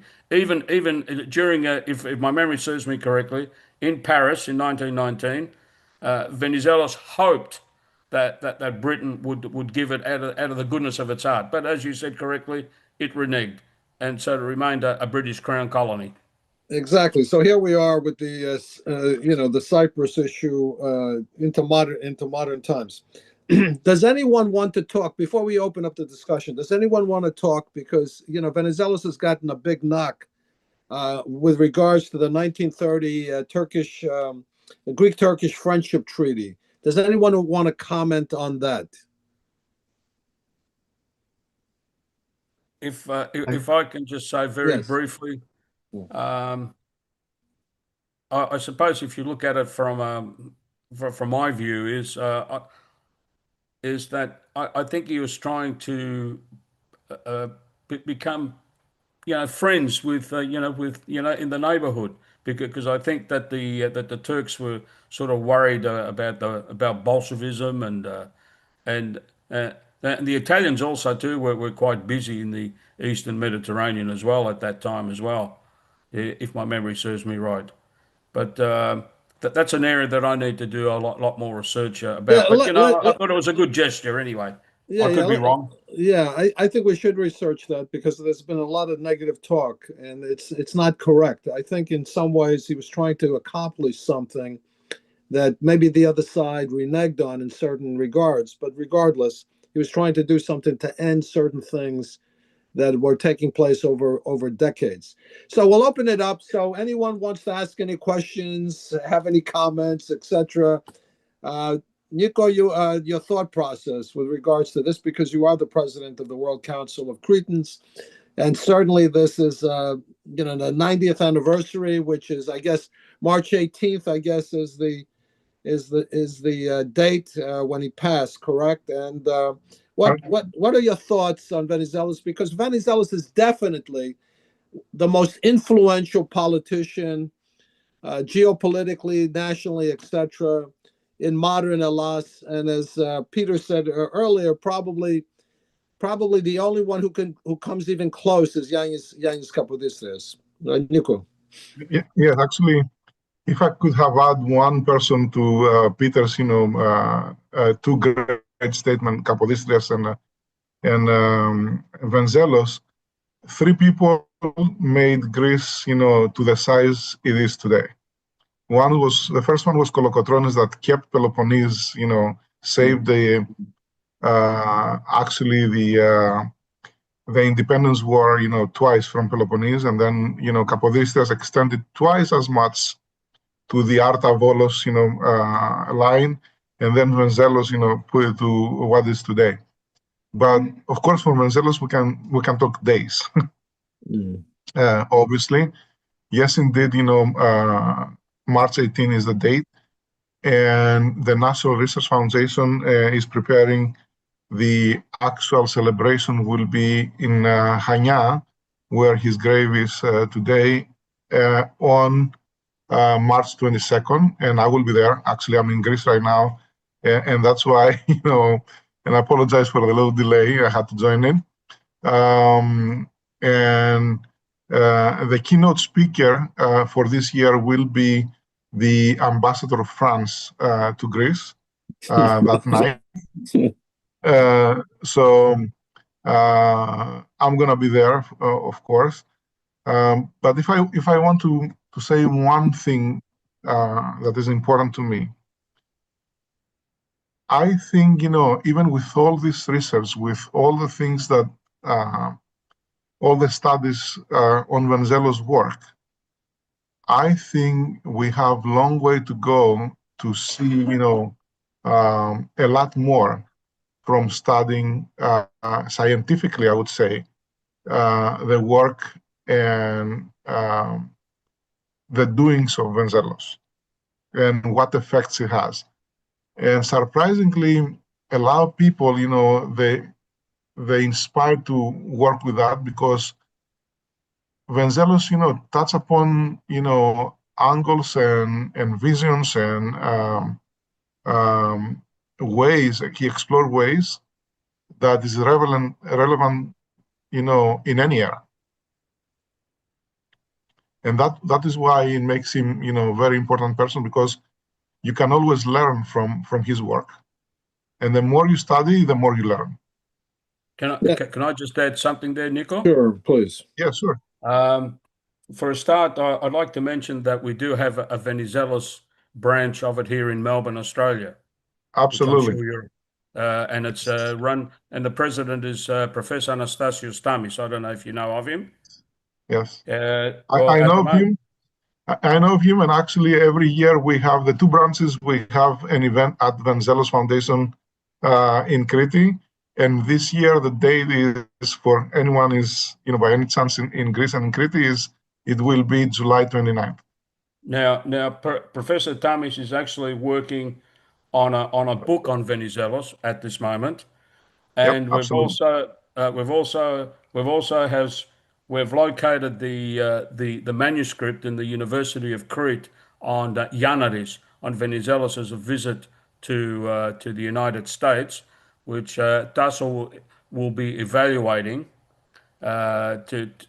He's going to work on it. I don't know when he's going to start it, because I'm also involved with the Australian Institute of Macedonian Studies, which I'm the historian for the centre, and I've put up over 60,000 digital items on the AIMS website, which can be gained if you want. You can write to our IT guy, Mr. Lucas, and he'll give you access to it. And we have a lot of information there, old Greek newspapers, documents, letters, whatever. And of course, and I think one very good thing that the Venizelos Foundation has done is now making available a lot of his personal archive for researchers. And this is a parting shot I'm going to fire at the Greek Foreign Ministry. The Australian government, the State Department, and the British government, and the French government, which I've just recently discovered the other day, offer printed documents, printed volumes of archival documents. Now, why in God's name doesn't the Greek Foreign Ministry produce a lot of their wonderful archives for research, for God's sake? Well, they don't want you to research it. Maybe that's the reason. Yeah, no, I'm a researcher. I want their documents, period. That's right. Chris, That join us if you that can. is a gap that actually. Louis, can I add something? Because Yeah, no, please. No, you know, add something. Chris is muted. That's why. Stavros, that's a very interesting aspect, which is the relationship of Venizelos with America and the Greek, diaspora in America. So Venizelos had like a very interesting relationship there. A few things, to highlight what's going on. In 1915, the National Herald, a legacy newspaper, actually started in New York to support Eleftherios Venizelos and Philelefthery positions, right? And then in 1918, we have Venizelos to become the honorary president of Omonia, the Cretan Association of America back then, and now of New York. Same thing happened in 1921. I don't know if many people know that the person who actually established the Greek Orthodox Archdiocese of America, he was a very close friend of Venizelos, then Archbishop of Athens, Meletios Metaxakis. And after, he left America to go back to Athens in the middle of his trip, he got elected with the help of Venizelos, ecumenical patriarch of Constantinople. And maybe that's why now the Greek Orthodox Archdiocese of America belongs to the Patriarchate. And later on, in 1929, also became an honorary president of Pancretan Association of America. And in 1921, after the Asia Minor catastrophe, and after his second marriage, he went to America as a honeymoon trip and visited America and all the big cities of Greek American diaspora. But the most important thing is really the relationship that he had with President Wilson during the Paris conference, and he managed to actually become part of the committee who created the Carta, the Charta of League of Nations. And President Wilson, for this, for the League of Nations, he went twice in Paris. In between, he delivered a speech to the Democratic Party representatives within the White House, and actually there, is speaking in very high words about Eleftherios Venizelos. Actually, he singled out one leader that he's mentioning in this speech. So Venizelos had a very interesting relationship with America, and very close, I would say. Just a couple of comments, if I may, Alexander, and I'll come back to you. Obviously, sure. There was obviously a war taking place between, the National Herald, which was on the liberal side, and the Atlantis newspaper, which was on the king's side. Churches were actually fighting. In many cases, they split and they created other communities within the churches. So there was a lot of action in America also, not only in Greece, in terms of the schism, what we call the schism. Yes, absolutely. In terms of the Greek Orthodox Church, as we know, it was under Greece. And because of this fighting back and forth, the decision was made for it to go to Constantinople, and that's where we are today. In terms of Wilson, I will say Wilson did not do the right thing for Voroipiros, as we say, and he did not help Greece in that regard at all. But anyway, I'm sorry, Alexander, I interrupted. He didn't ratify the Treaty of Serbs either. That's true. Alexander? Well, I was going to say an area that I'd like to look at more is Venizelos' relationship with the diaspora in general. Our friend and fellow EMBCA director Peter Giacomis has done a great book on the Greek Americans in the Balkan Wars. But the more research I've done, the more I see that that war in particular, the inputs, both financial, military, and manpower of the diaspora were actually absolutely vital. And someone with Venizelos's background, there's again, it would be great to get these documents from the Greek Foreign Ministry about what happened there. The other thing is, it's important to know that Venizelos' second wife was a diaspora Greek. She was from the Chiot merchant network, and many of the people I've interviewed for my upcoming book were relatives of Helena Skilitsi. So there is Venizelos was very much involved with and drew on that global Greek network. So there's a lot of space still to be covered on the whole story of Venizelos. Chris, some thoughts, if you can, on. Can I say something, Lou? Yeah, let me just hear from Chris 1 second, because I'm really interested in what he has to say in terms of the so-called Allied backing, the so-called end of World War I, et cetera, et cetera. Well, thanks, Lou. In fact, that's the only thing I really wanted to add as a footnote, but you already beat me to it. When people talk about the Allied backing and how Venizelos lost that, or the Greek government did when he lost the election and the royalists took power, I have to say, I'm like you. I want to ask what backing? It was a negative backing in the sense that Paris and London would allow Greek forces to do certain things, but more often than not, Italy and France and the Allied councils would trump British and American voting and prevent the Greeks from doing things. So I've looked in vain at, especially a lot of British sources. I thought, but going into my research, that when I discovered the extent to which Russia, Italy, and France helped Kemal's forces, I thought, well, maybe the British were counterbalancing that, and maybe they provided intelligence to the Greeks, under the table through back channels or whatever. But I cannot find a single example of munitions, anything tangible, weapons, etc., being supplied to the Greeks anytime after 1919. Now, maybe it happened, but I don't think so. And in fact, in the case of the United States, the Department of State, and I have this from primary sources from the U.S. National Archives, the Department of State not only voted with Britain and the other allies to not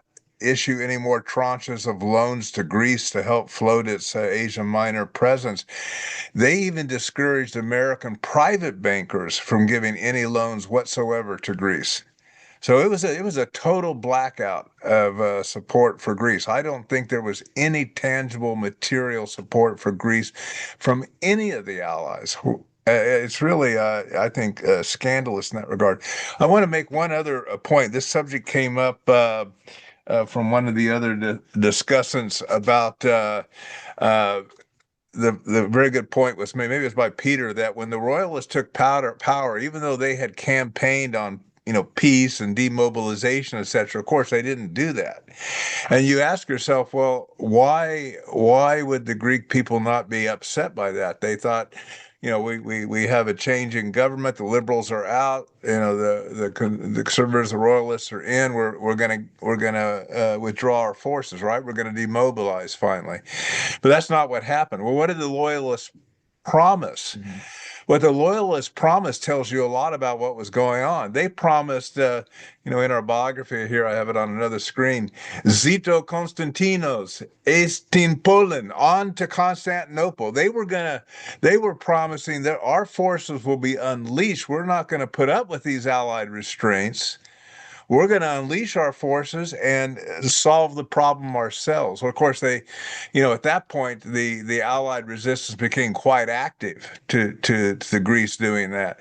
And of course, they, before the final catastrophe, they weakened their lines in a failed gambit to try to threaten the Allied position in Constantinople and so on and so forth. But my point is, when the Greek people and the soldiers themselves, they felt constrained by the other allies, and they were constrained by the other allies. There's nothing better illustrates this than the famous, or rather I should say infamous, Lloyd George speech in the House of Commons in August 1922.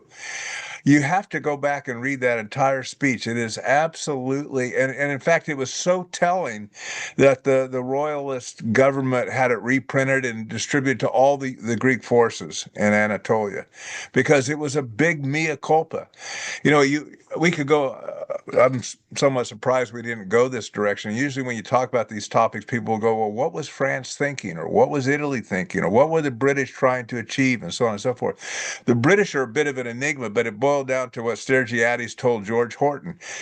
The British, when they looked at the chessboard in Europe and the Middle East, did not think they could afford to alienate both France and Italy with their military power and populations. And in the end, they were going to side. But if America had joined, and America controlled a lot of the finances after the World War I because the Allies were so destitute. If America had sided with Britain, there would have been intervention and to stop the genocide in Asia Minor.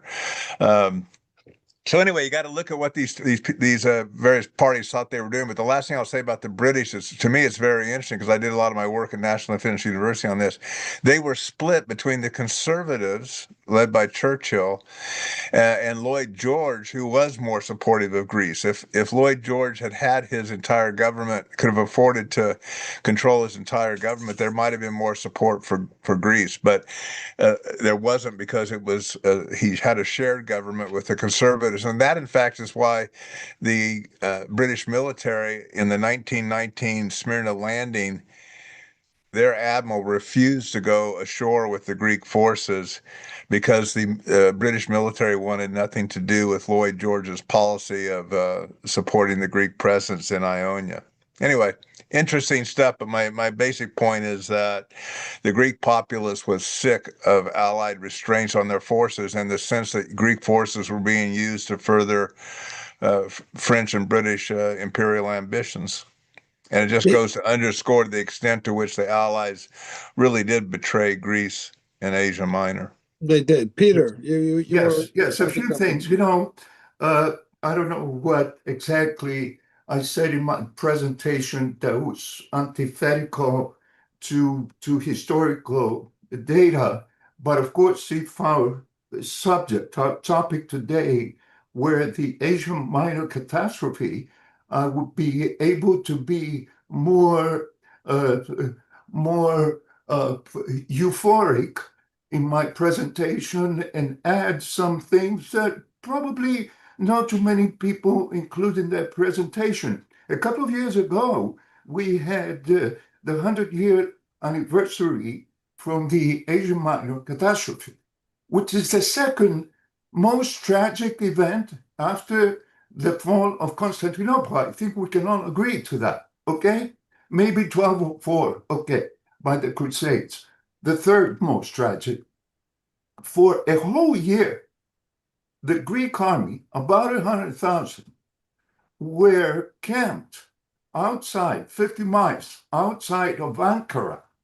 And there were another probably close to 100,000 in Smyrna, while the Allies were negotiating with Kemal, who actually, in the beginning, was ready to abandon Ankara, to leave Ankara, negotiating for the petroleum of Mosuli, right?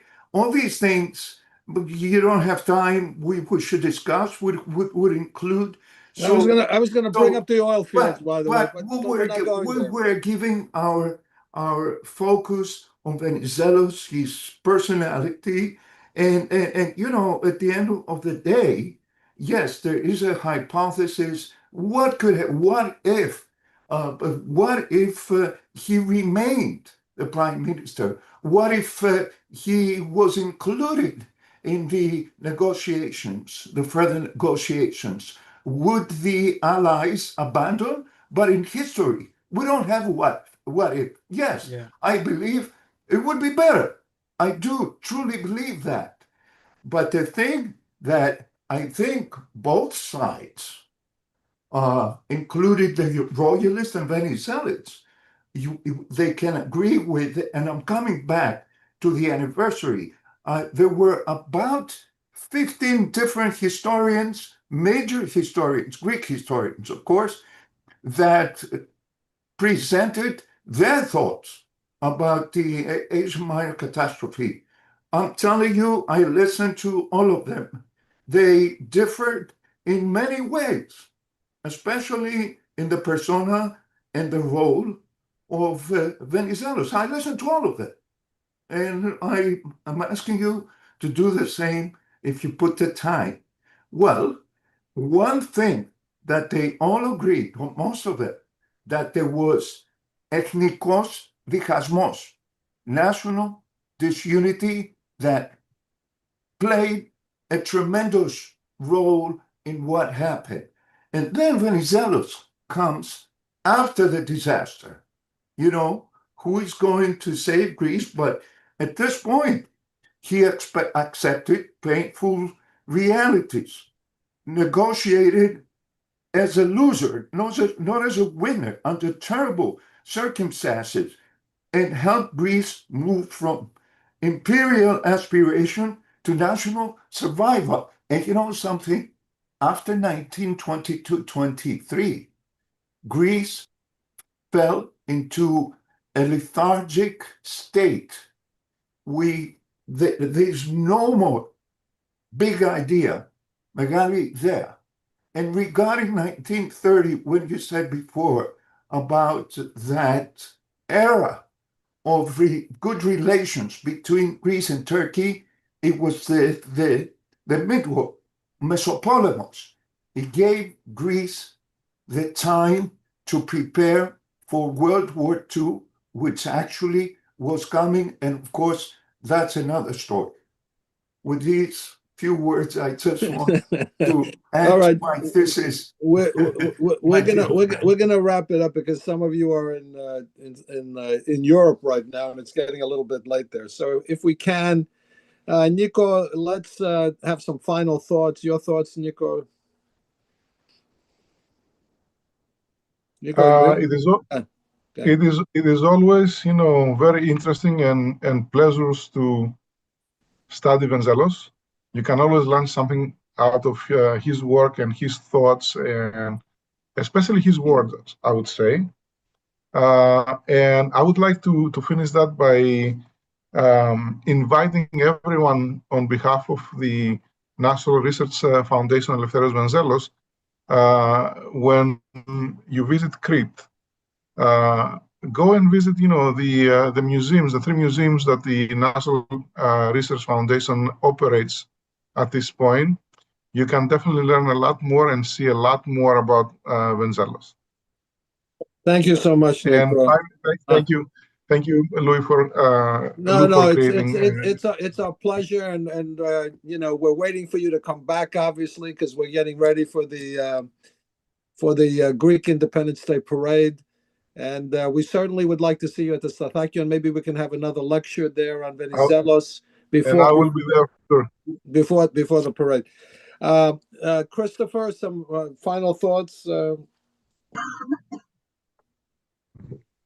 Yes, I would just like to restate my thesis that, you know, history is complex. There's a confluence of interests that affect how history unfolds, but it's the difficult job of the historian to decide what factors are the most critical. And to me, the Allied perfidy even though they all thought they were serving their immediate national interest, is the biggest single factor that determined the way the Asia Minor catastrophe came to pass. And I think once you understand that, you can get a more accurate assessment of the contributions of Venizelos as a statesman and a politician and what he meant to Greece. The $64,000 question for George Horton was, and he criticized openly Venizelos for this, he said, why didn't you get a more ironclad guarantee from the Allies once you agreed to send Greek troops to Asia Minor? He didn't agree with the decision to send the Greek troops to Asia Minor, but once they were there, he said the only path to success is Allied unity. Why didn't you get the guarantee for that? And all I can say to that, that's a good question in hindsight, but at the time, Greece was a very small power, a very little part of the Allied coalition that won World War I at very great cost. And Venizelos had to play his diplomatic cards very carefully. He couldn't demand things in writing that they were not willing to give in writing, but he needed the passive support, at least, of the British and French to do the things he thought he needed to do for the Greek nation. He succeeded in many cases. It was a bridge too far in Asia Minor, but it was a bridge too far because from the very beginning, the Allies began to turn and betray Greece. Italy, from the very beginning, helped orchestrate the Turkish ambush of Greek forces in Smyrna. Provocateurs from Italy helped release the Turkish inmates from the prison, and they were recruited to help attack the Greek forces, and so on and so forth. I could go on and on and on about this, but Italy fell off the bandwagon right from the beginning. France shortly thereafter. Britain felt squeezed by those two and became more passive, and then the United States, largely because of Admiral Bristol and the way he saw things and behaved, ultimately betrayed Greece as well, and Horton calls them all out for that. And I think history has proven Horton right on those factors, and I think it's a big portion of how you have to assess the Venizelos legacy. Thanks for having me, Lou. Thank you, Chris, and I agree they were duplicitous. Alexander, your thoughts? Yes. One of the things whenever I teach history that I always try to circle back on is, well, what resonates today? What have we learned from today?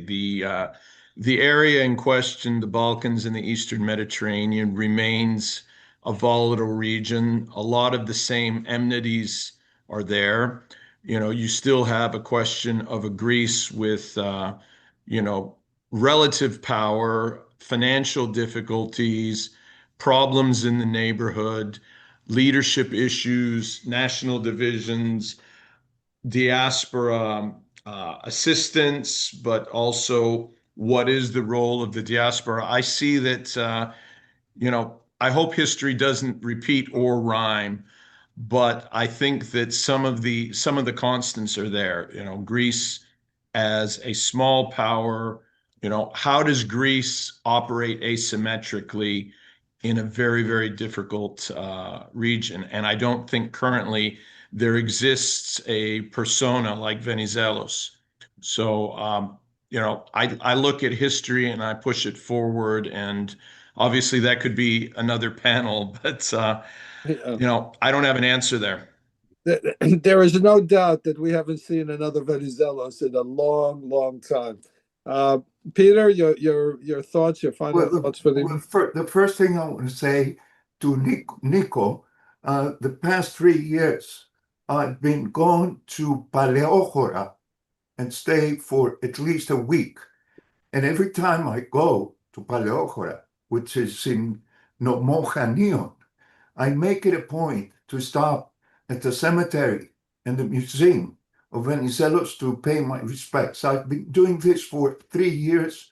And the other thing, concluding, is I become emotional about Venizelos because I'm a child. My ancestors went through the genocide from Asia Minor, so I spent a lot of time and research on the persona of Venizelos, and of course Asia Minor. So how we remember Venizelos in a country where the majority they still regard him as ethnarchis. Now, if Venizelos is to endure in our memory as an ethnarchy, he should be remembered not as a figure beyond criticism, but as a monumental statesman whose life offers both inspiration and caution. So such remembrance is neither blind nor ungrateful, but a mature historical judgment of a serious nation, Greece, one that knows how to revere greatness, confront loss, and draw wisdom, hopefully from both, from his virtues and his faults. Thank you.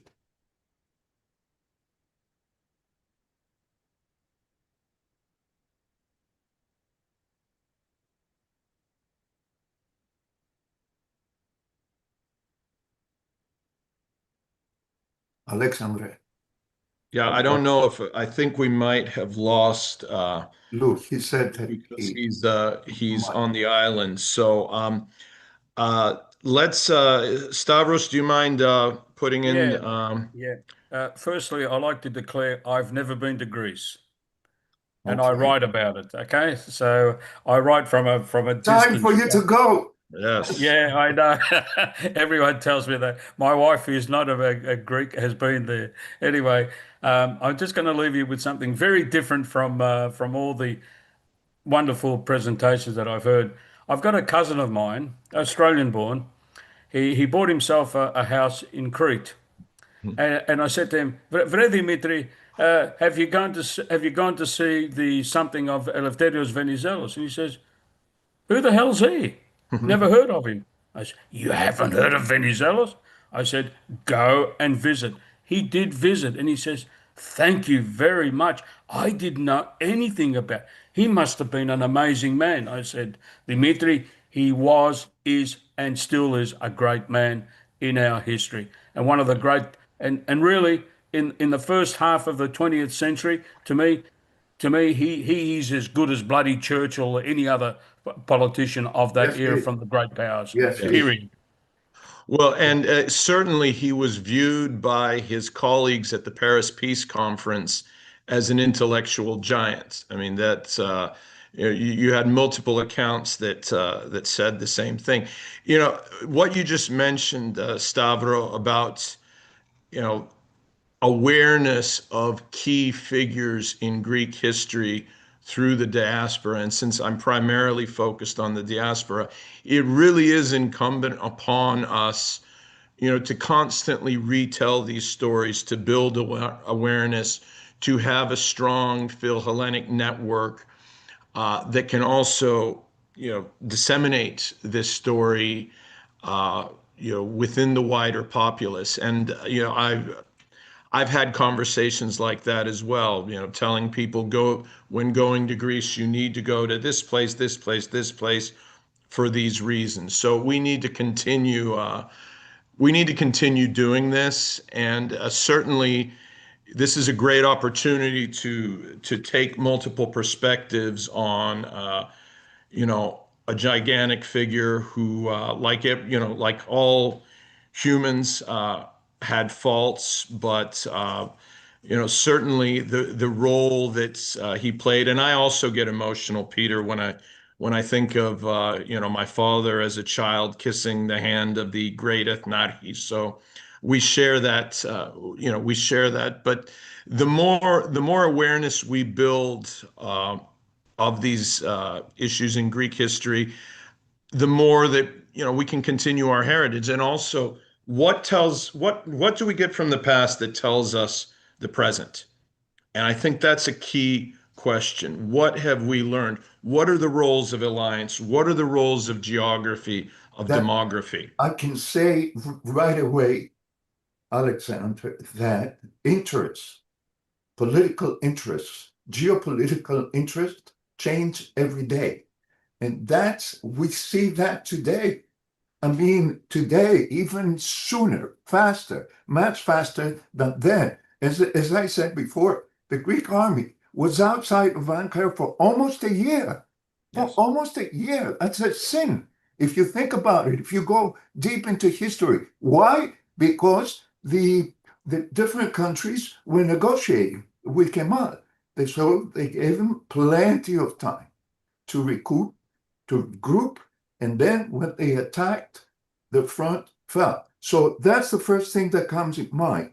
The geopolitical, economic interest of countries have no friends. They have interests. De Gaulle said that, I believe. Yes. Thank you. Can I just add something here, Alexander? Sure. I'm very fortunate that I'm on this side of the globe, but I'm very fortunate that the National Herald in New York gives me a voice, and I'm able to produce a variety of articles on modern Greek history from different perspectives. I've written on the different what's his name, Bangalos, etc. And before Christmas last year, I was invited down to Phoenix, Arizona, to give a speech. Now, when I went there, I sort of imagined, oh, how many people? 10, 15? I had about 70 people. I was just mind blown. I was treated like a rock star there. You know, I was so fortunate to go down to Phoenix. I look forward to going back there again in the near future. Yes. Well, I go the opposite direction. I do write for National Herald, but I write regularly, religiously for Neos Cosmos in Melbourne. So I don't write for them. I've got my problems with them. I need to go down to Melbourne at some point to get to know my Greek Australian friends up close. The only time we meet is in Greece, so it's time to do the same in Australia. Any other comments from anyone before we draw this to a close? Yes, I just wanted to do two things very quickly. In 1916, the Australian government conducted a secret census of the Greeks. There weren't many Greeks in Australia, about 1,500, 2,000 at the most, to find out what side they supported, Britain or Constantine a la Germany. And they found overall that most of the Greeks were more Venizelos than royalist. And the second one was when King Alexander died from the monkey bite. In the middle of 1921, Britain used to have the imperial conferences where they invited their dominions to discuss the empire's foreign policy.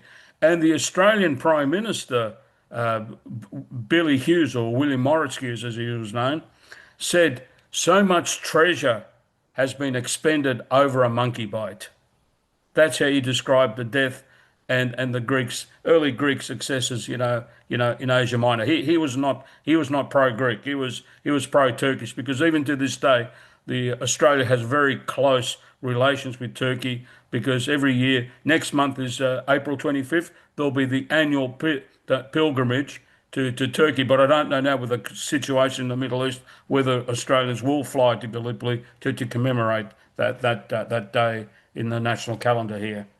Fantastic. Also, I would like to say, Alexandre, that Sure. maybe a topic for the future about the exchange of the populations, because Yes. that's a topic that you have to dedicate a few speakers, research, and there's enough material to definitely put it in our calendar.